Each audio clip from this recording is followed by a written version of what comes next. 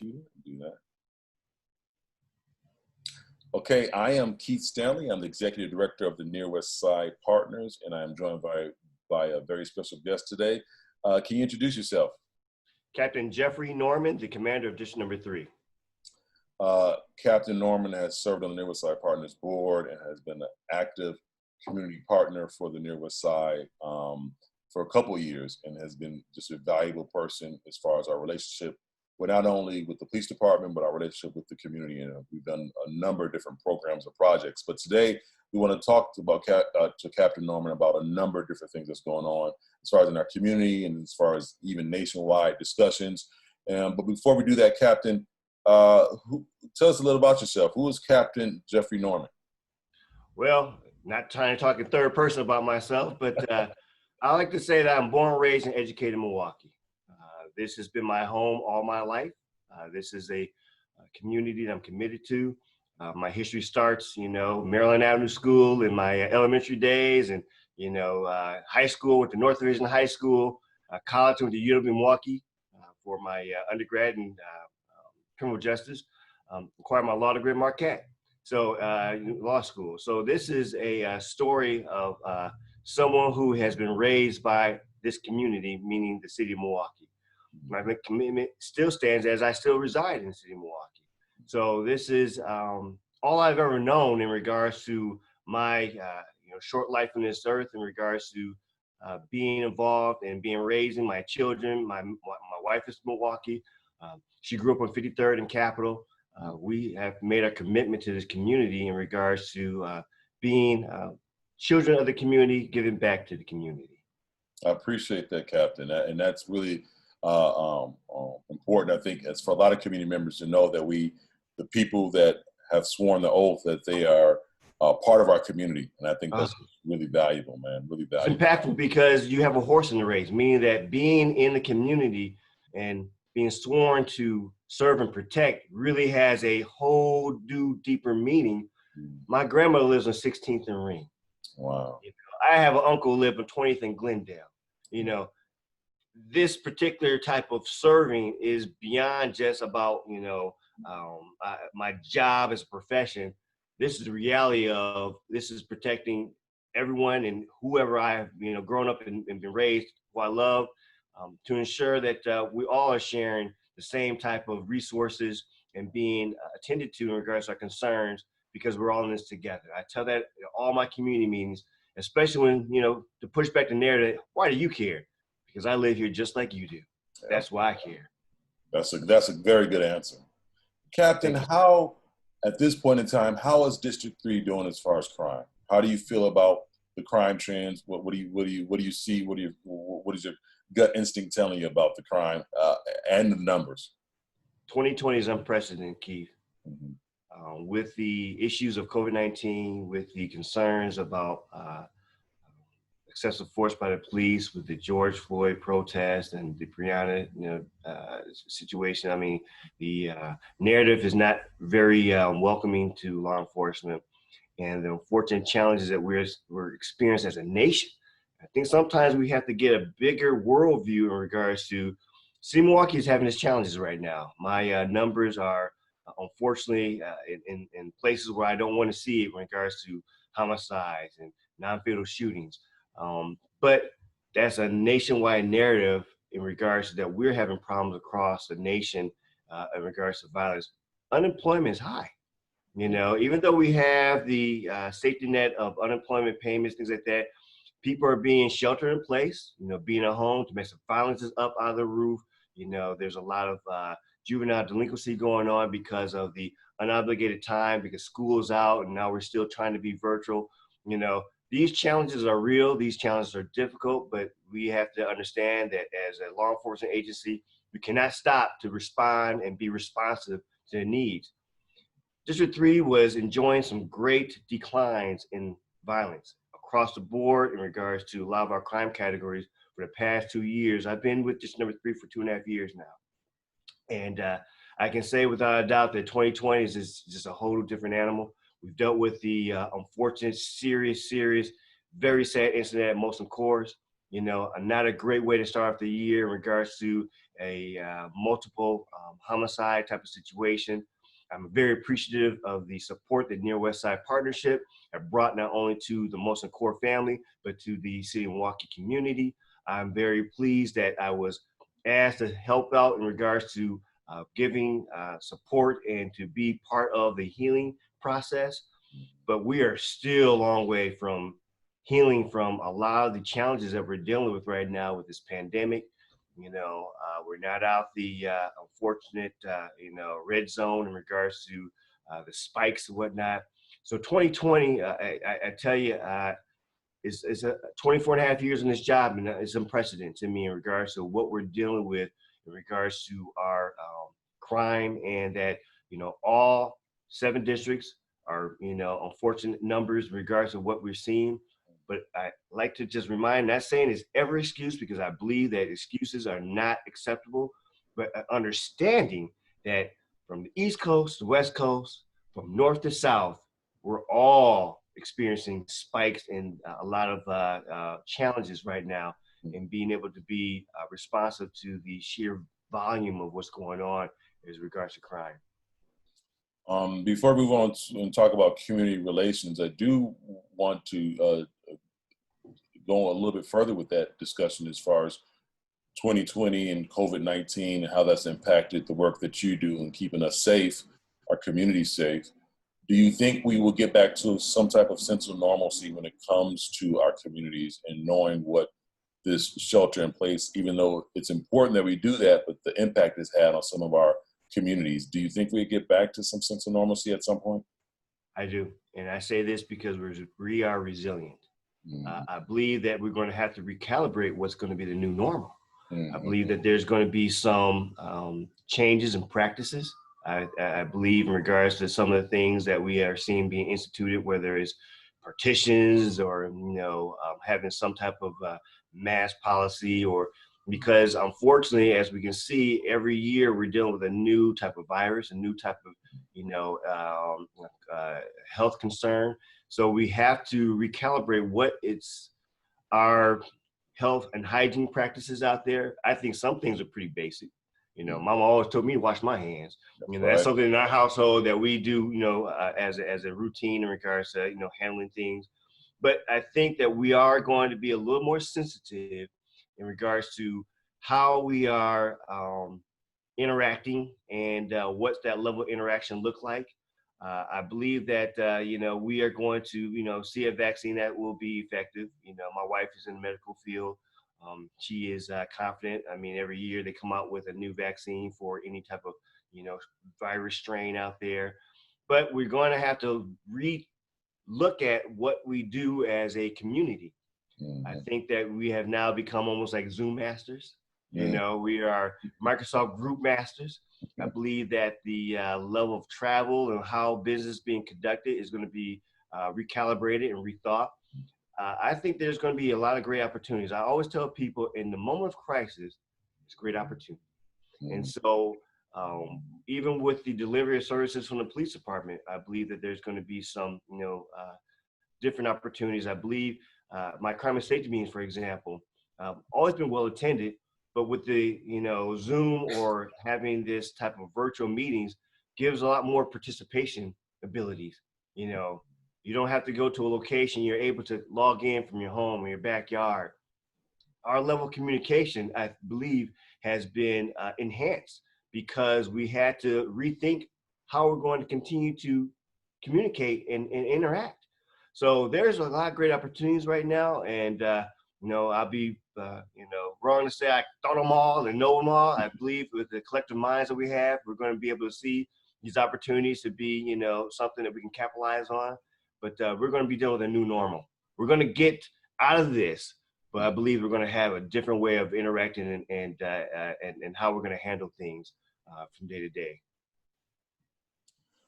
Now I want to talk a little bit about, you touched a little bit on this, but about this national conversation. And if you can you paint a picture and give an assessment of the state of affairs between police departments and communities, not just here in Milwaukee, and you definitely do that, but it's across the country. How do you you as a law enforcement official, leading many of the officers underneath you, how do you assess just what's happening within the state affairs of our officers in our community? I wrote an article for the State Bar of Wisconsin recently, and actually I'm going to forward that to you, Keith, just so that you can read what I wrote even before we even had this meeting. Yeah. And one of the things that I talked about within the particular article is that I am frustrated, I am disappointed, but I'm also optimistic. So it covers a lot of bases in regards to what's going on right now. I'm frustrated because I believe, and I've seen, a lot of different conversations, whether in the city of Milwaukee or across the nation. We're tired of this. We're tired of having these situations that are unacceptable. We're tired of being painted with a broad brush of people who don't understand what it means to be a servant, understand what it means to be human, and destroy that relationship, that trust with the community. I don't want to be accountable for the activities of people who just don't understand that they are unacceptable in their behaviors and unacceptable in regards to the interactions to all people, and especially people of color. We have to be human in our interactions. Whether you have a badge or not, whether you are a businessman or not, whether you are an individual who is homeless, or we're still human beings, and we need to be treated as such. Expectations of police leaders have to remind our people in regards to that responsibility. It's, I think, pretty low right now in regards to the public's faith in us right now. We have to own that narrative in regards to the unfortunate incidents across the nation and within even our city. We have to rebuild and continue to build. I've taken a lot of leadership classes. And one of the things that is important when you have relationships with any particular group, with whether it's the police or the community, is that you have to continue to maintain trust, make deposits of trust, so that when we have these moments of crisis, we're not ready to go from 0 to 90, because we understand who we're working with, and give those who have, because we're all going to make mistakes, a moment to explain themselves and to sit there and own it. We have to be honest with our activities. So there is a moment of a watershed moment for the law enforcement. And that, we have to be more proactive and more transparent about our failures, and not, try to spin it. I think that's the meaning to the community. I think that's the meaning to people of intelligence. That's the meaning to anyone. And own what we're going to address, have real, I would say, substantive solutions. But we have to also understand that this is a 360 communication of, you sometimes have to let people who are frustrated with you get off their chest about their frustrations, because that's the only way that you're going to get to the meat of things, of how we can work towards solutions. So the narrative right now is frustrating because, we have, made a lot of back steps in our actions as a law enforcement community. I believe that we have a lot of great opportunity within, the mindset of leaders around us to make some changes and make some hard changes. I know there's discussions about, defund, disband the police. I'm the type of person where, I'm not willing to sit there and say, I'm not going to listen to this. We have to have those conversations, look at what the potential solutions that come out of these conversations. But at the end of the day, we all got to own these solutions. We cannot talk about defund or disband the police, and then, as, money is siphoned away from, the budget, but you're still going to expect the same level of service from that department. If we're going to take that and reallocate it somewhere, make those individuals that we're going to make that type of investment just as accountable in regards to the work that is, desired and the results that are desired, so that we can all have a little bit of breathing room of shared responsibility. Because I think that sometimes, we say, hey, we're going to do this, but then we snap back to old ways of, I'm still gonna pick up the phone and tell you that, I want you to do this, do this, do this, do this, because this is what you've always been doing. Mm-hmm. We're creatures of habit. So we have to really be focused on, changing that mindset and expectations in regards to where we're gonna go now with these decisions and deciding in regards to what's gonna be the new rules moving forward. So there's opportunities right now to make some, some positive, impactful changes. But we definitely have, from the law enforcement community, a lot of work to do in not only building trust, but ensuring that we have a level of service and professionalism and human-like behavior moving forward. Captain, you mentioned something that I'm interested in. It goes into this next question about this idea of deposits of trust. And how the role of the police is working to make those deposits, knowing that at some point you got to withdraw. Mm-hmm. And so I'm curious, how would you answer what not only police can do to make those deposits of trust, but what can the community do? How can we together improve the relationships between each other? Two-way street. Mm-hmm. When we are working with you, please work with us. Yesterday, I had a community meeting with a couple of residents, and they were hot. I'm mad at you. I'm mad at you, Captain Norman. I'm mad at this number 3. And I said to my community members, because, I got to let it get off their chest, because their perceptions, their reality. You cannot tell somebody, no, that ain't right. No, that is their reality. But I have to also remind in regards to at what point the frustrations that you were seeing was that communicated to us? How was that brought to our attention, and in what way, so that we can own that lack of response? And that's always a challenge, where the community talks amongst themselves, but they do not talk to us. In fact, in this conversation, everybody on the block talking to, and I had to intercede and interject saying, but at what point are we going to be part of that conversation? Mm-hmm. And that's the difficulty of building relationships. I've hammered to my people all the time.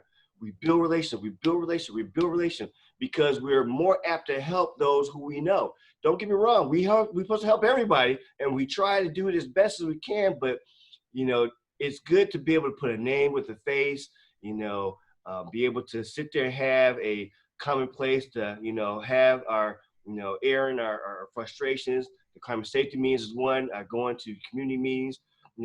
We have to work on what is our expected level of communication, and how can we make that consistent. Groups and organizations, Near West Side Partnerships is one of those intermediaries, or be able to have a repository of information coming to them, and you bring it, Bobby, you, and all of the ambassadors and whatnot. We have to have other points of contacts who can be intermediaries for us to be able to have communications that people are not totally comfortable dealing with us one-on-one, which I'm working hard, have been working hard to try and change that narrative. I think with community engagement, from a standpoint of positive communication, because community engagement is so broad.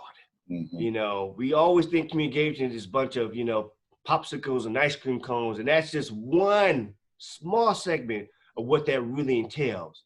But with that said, positive community engagement allows people to have a conversation in a comfortable setting, to be able to get that human interaction, where now you're not, Captain Norman, you are, Jeff, who happened to be Captain Norman, and that is where we have probably our greatest challenge of having that particular type of, circular communication loop that's not only, robust, but consistent. Because the bad thing that I see with some of my community meetings, when there's a crisis, I got a pack full of people.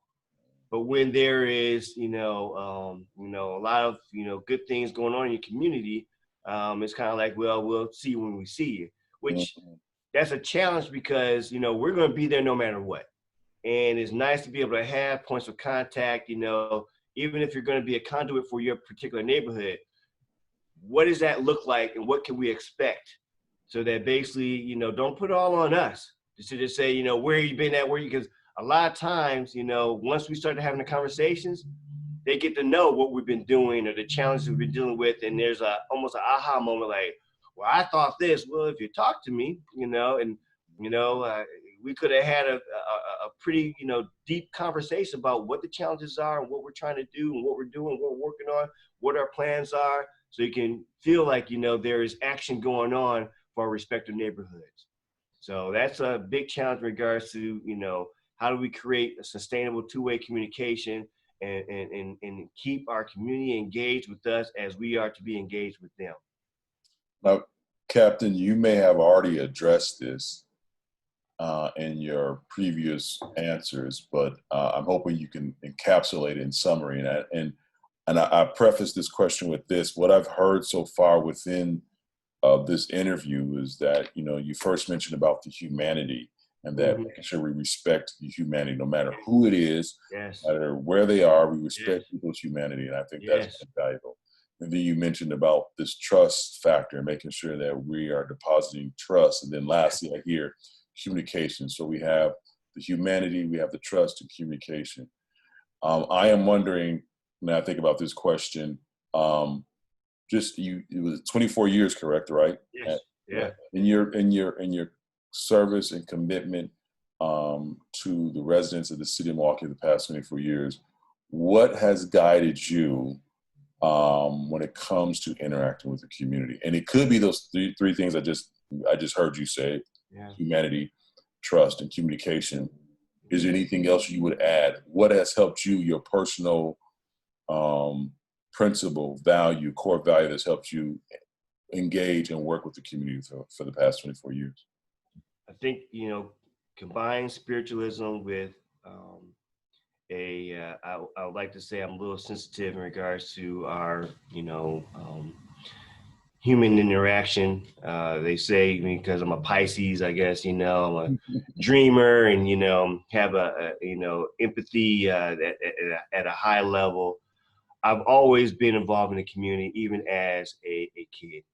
I remember when there was an officer came to North Division, a DARE officer, who wanted to bring kids to go talk to middle school kids about going to high school, about staying on the right track and things like that. And I was the first to put my hand up to volunteer, to give back and, encourage. And I tell people all the time, your spirit tells you what your pathway is. You just got to hear it. And we have to be honest with ourselves about what really makes clicks and ticks for you in regards to how can you capitalize off of what you, always intuitively knew. I've always been involved in the community, whether it's through my frat, Phi Beta Sigma. Sorry about that, Keith. I know. It's much love. All Greek life is much love. All love. Volunteering through the colleges, tutoring. I've mentored one-on-one at St. Amelia's with troubled youth, even as a cop, knowing that I need to balance myself from what I'm seeing in regards to the crisis and emergencies. This has always been me.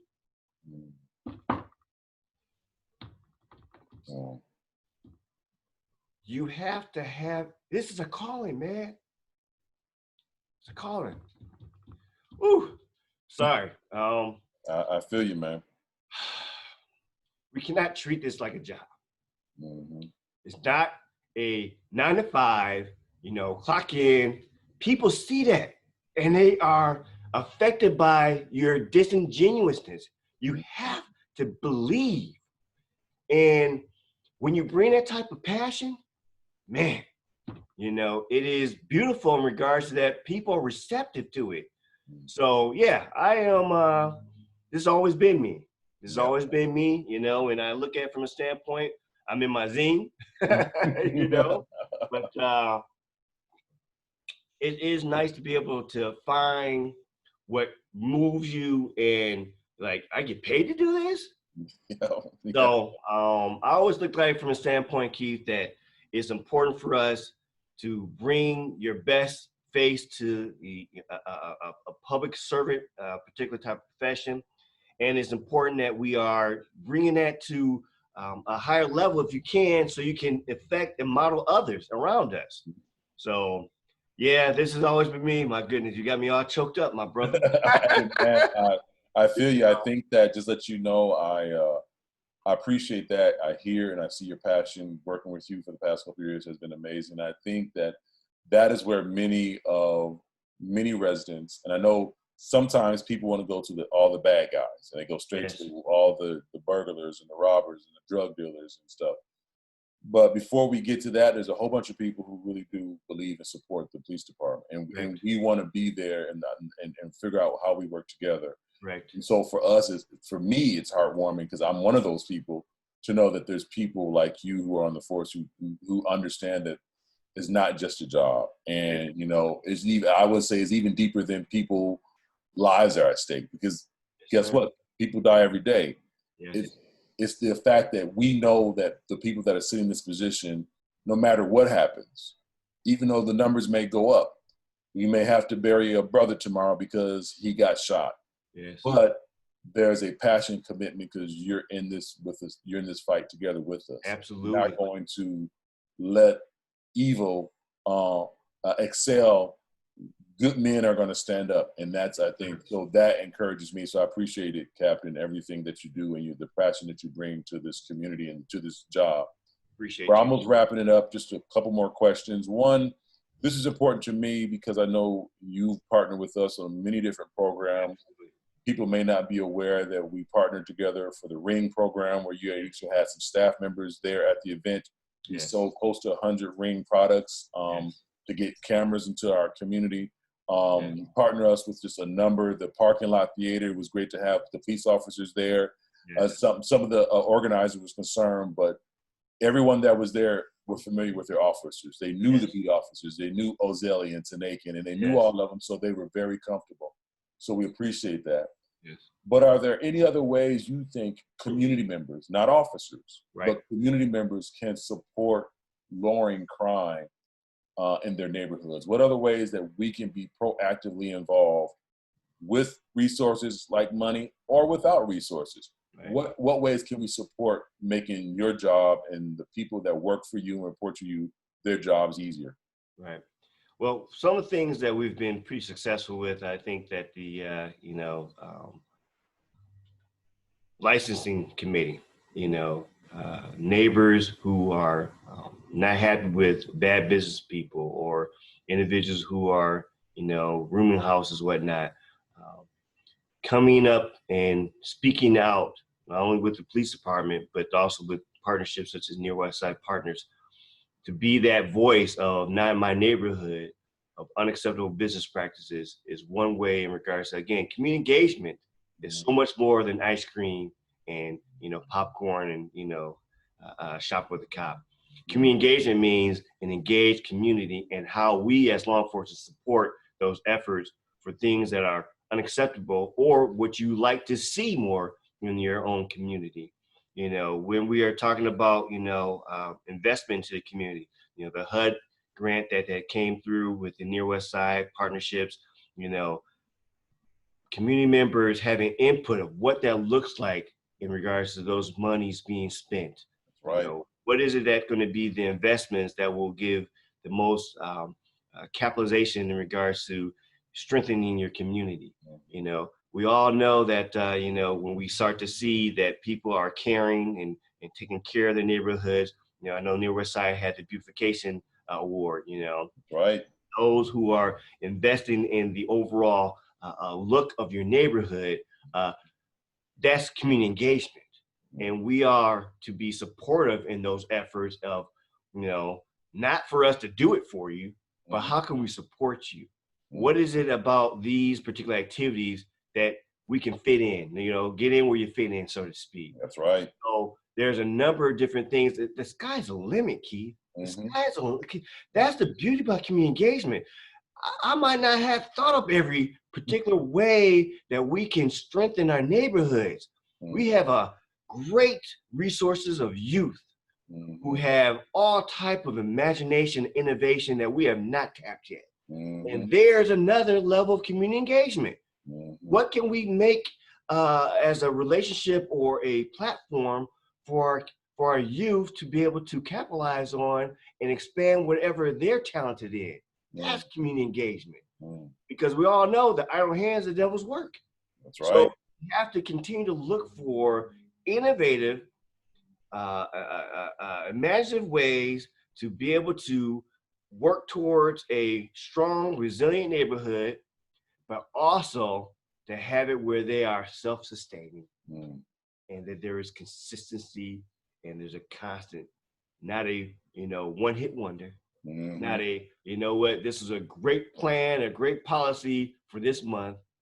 What is something that will be years to decades to centuries, and that's where we come in, especially as our own respective leaders of being, I would say, conductors of sorts, or trying to give some focus.